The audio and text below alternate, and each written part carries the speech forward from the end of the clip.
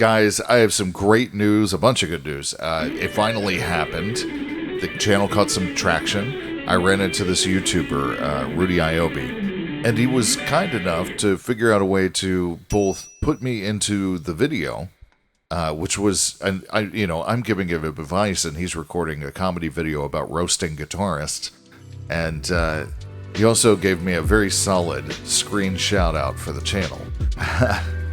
Wow, I really appreciate that greatly, my guy. Sadly, he did tell me during the recording he wasn't going to be able to post the advice, which I gave him some pretty good advice, but it was like 5 minutes long, and, in a comedy video, that's way too long. My channel, overnight, tripled its subscribers. That's right. I think, actually, at this point, we've gone up from like 130-something to 500 and something. So, yeah. To those of you that came over from Rudy and decided to give me a try, thank you so much, and I'm glad you're trying me out. The link to the videos down in the description, as well as the links to the podcast, the Twitch, and the Facebook. Now, that is completely awesome, and that made my entire year and knocked it out in the first month of the year. So really excellent sniping. Happy hunting to you, sir. But it finally happened. It, not the traction bit, but it. I have finally gotten some advice requests from willhelpmail@gmail.com. People finally wrote in.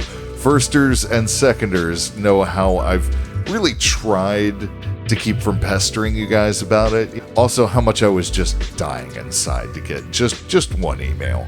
And I got 2.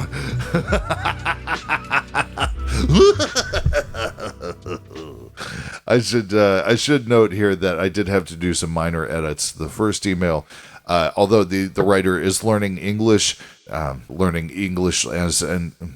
writer is learning English as an additional language, and it was very, very good, my friend, and very clear what you were trying to say. But I had to do some minor corrections in phrasing so that I didn't trip up over them while reading them aloud. I'm not so good at just straight sight reading. Right, the emails. Let's not keep you waiting. Let's do this. Oh, I didn't have a single light on. It would sure do me good to do you good. I can help you. I can help. Hi, I'm one of your listeners, and I've listened to some of your advice. Cheers. I'm from Malaysia. Haha. Oh, hey, Malaysia. Actually, that's right. I saw that, and that is where I got this lightsaber. And this is from Saber Trio. I've done some work on it, but the main hilt and everything is very, very pretty. I don't know if you can see that. Not looking at the monitor. There we go. That's a monitor I can see. Blam. Also, it's... Oh.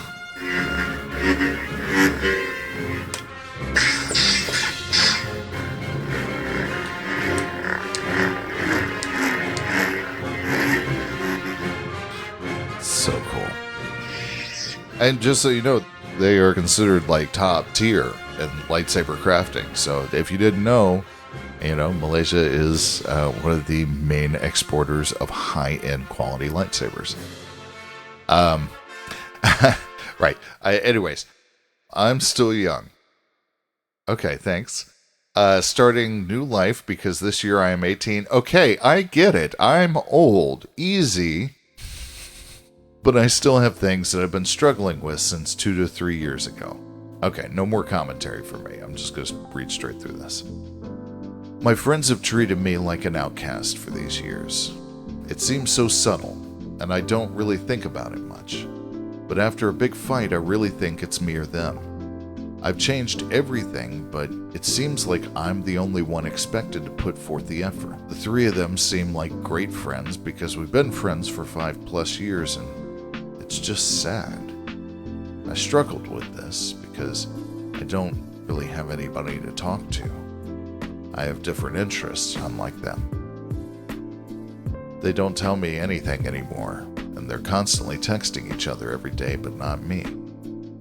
The last time we fought was about 6 months ago or so, and we made our peace about it, but they kept ignoring me. to the point one of them was hiding stuff behind my back. It really hurts to be treated like this. They only come to me for things. They treat me like I don't exist. They don't invite me to anything, and yet they keep telling me that they all still think of me as their friend. But they don't show it at all. When we're all together, I keep thinking about what it is that's wrong with me, and I'm not really myself. It's like I was making a persona for them. But I don't really want to tell them anything because I know if I tell them how I feel, they're just going to label me as melodramatic or they won't really care. I tried asking online, but it seems like I'm the one who is toxic. I hope you get this, and I really love to listen to you. I cried watching the Omegle video because your wisdom resonated with me. Sincerely, Z. Oh, thank you. I don't do compliments well. Z, my friend, number one, thank you so much for seeking out my help on this. You just got here, so you can't know how much I've waited for this day. I'm pretty good at this, and I want to help you guys, so let me help. Sure to be good, to do you good, let me help. willhelpmail@gmail.com. So, yeah, I'm really sorry that you found yourself in this particular situation. This can be really hard. I do have to wonder, though, are you at all familiar with the gambler's fallacy? It's this thing that a lot of gamblers tend to fall into, and it often leads to tremendous losses. The basic idea is that the gambler, let's say Mike here. Mike's at the card tables, and he's been losing for a solid hour here. That's rough, Mike. And Mike keeps losing. But the sense that this makes to Mike is that he's playing the odds.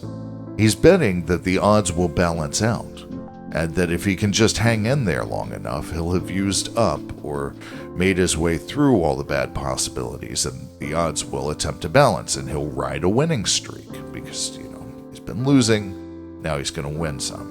And it's that logic that keeps them there, hanging in there, repeating double or nothing with that "this is the one" look in their eye. The problem is, that's not how probability works. That each hand of poker has its own unique set of probabilities. And I see something similar happening here, and I don't want you to fall into that, so let's see what we can do. So to start with, so many people are using the word toxic, and I feel like maybe we should, not as flagrantly as we've been using it to describe ourselves and others. Toxic means very harmful or unpleasant in a pervasive or insidious way.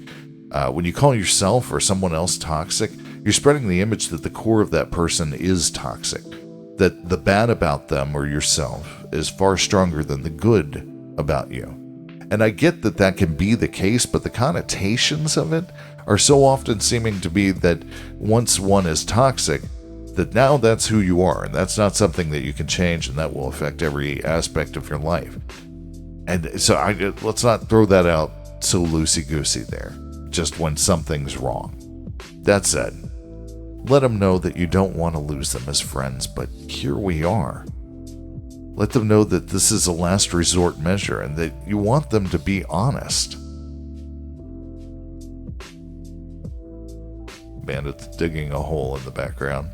You want them to be honest with you about the reasons that they aren't spending time with you, why your guys are drifting apart, and this is a really, really important part here. I need you to be able to listen without any bias. I need you to record in your brain what it is that they said as it was told to you, not through the filter of emotional distortion of what they said, but a straightforward internal transcript of what they said. And once they're done, let them know that you need to process what they said. Genuinely thank them for being straightforward, because I guarantee you that was hard for them too. And go and take some time to examine what they said. Take notes. I'm not even kidding. Or even better, structure out a timeline, like you're telling a story of how all of this came to be. Because, man, the thought process can work way too much like the eye in that it just keeps going to the thing of the biggest contrast on first thinking about it, instead of going out A to B to C to D like you would when you're explaining it to somebody. So writing it out can also definitely help you find things that you didn't know were there. And then look over all of it. And remember, when you're looking over it, that they experience every single interaction with you completely differently than you experienced it, and have likely drawn different conclusions than you have. They can only see what you look like, not what you felt. They can only hear what you've said, not your intent. Not to mention, true self-awareness is something that is exceptionally rare, so you really have no way of knowing what you look like in a situation to everybody else involved. That said, if you approach this topic as calmly as you can, you may just get some answers from them that can help all four of you figure out how to save the friendship, but it might also come down to it that one or more of them are deciding that they just don't care enough to be your friend anymore. And you'll have to read that from their reactions if they're cowardly about it. You need to accept, going into this, that it is possible that the friendship is beyond saving. At least as it was. If it turns out that they just try to make fun of you for broaching the topic, or flat out tell you they aren't interested in being friends with you, simply thank them for letting you know while you're getting ready to leave, and let them know that genuinely, regardless of this, if they ever need help or anything at all, they can always come to you because you still care about them. This may be enough to plant a seed of thought or feeling in them, and it may take root. But if they take that path, it's time to leave. After that, you move on. You be who you are, not what you felt you had to shape yourself into to be accepted by them.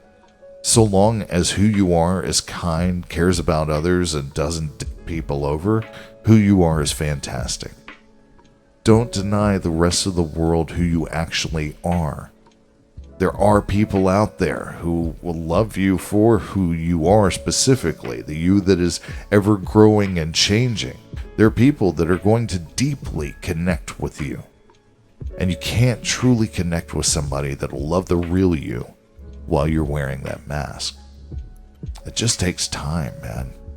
You know, not every time is right this moment. We get so caught up in the "it hasn't happened yet" that we forget the word "yet" is in there. It will often take someone several years to find a person that you genuinely deeply connect with. But in the meantime, there is a whole world of people out there worth caring about. And you can make some pretty fantastic friends along the way. I'll be one of them. And now that we're friends, let me root for you. I believe in you. You have this. You've got this. As I was saying before, you need to walk into that conversation with your three friends, understanding and accepting that it may already be over and that there's nothing left for it. But you also need to walk in there understanding and accepting that it may be possible to save the friendship. If they're people that you care about genuinely, you'll hear them out if they start listing reasons. Nobody's perfect, and it's possible that you played a sizable hand in how things came to be. Or it could be a mix of the two. I don't know if I've said this yet in an episode, but usually I'm not going to tell you which decision to make, but I will give you help to figure out how to choose best. And I hope this helps, see. Thank you ever so very much for reaching out to me. Next email. Hi, I've watched your videos. Hope you're doing well. Doing pretty good, man. Thanks. I saw you on a guitarist YouTube channel, Rudy IOB. That dude rocks. I was just wondering what you would do in this situation I find myself in. I just said that I'm not going to tell... Kidding. Let's see what we get. I'm 18, first year of university and a business major. My dad has always been a successful business owner who basically came from nothing. He's in a tight spot at the moment, but he still has a considerable amount of money.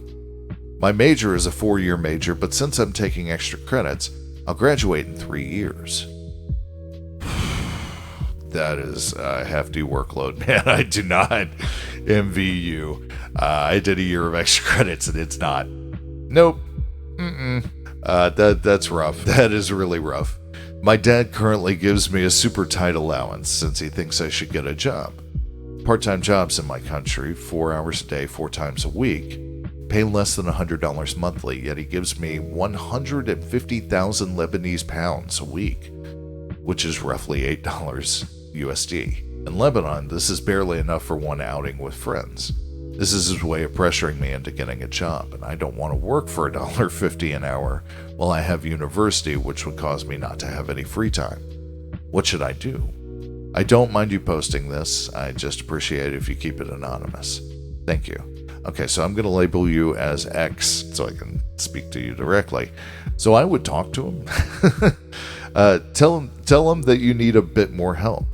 Let him know that the reality of the situation as you just explained it to me, and explain that you are so very grateful for him helping you with your school, period. Just gratitude. And then, after a decent pause, ask him if you could ask his advice on something.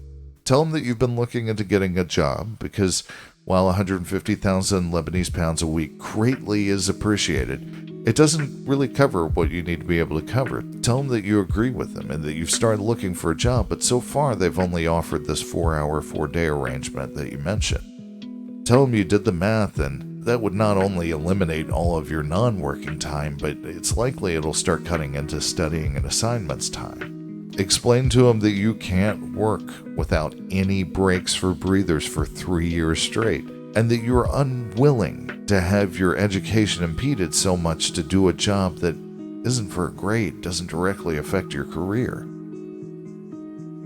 At this point, drive home that you're not asking for more allowance, and you are grateful what he's already sharing with you. But tell him that you just want his advice on what you should do because you can't really see a way through this, and you respect him and his wisdom.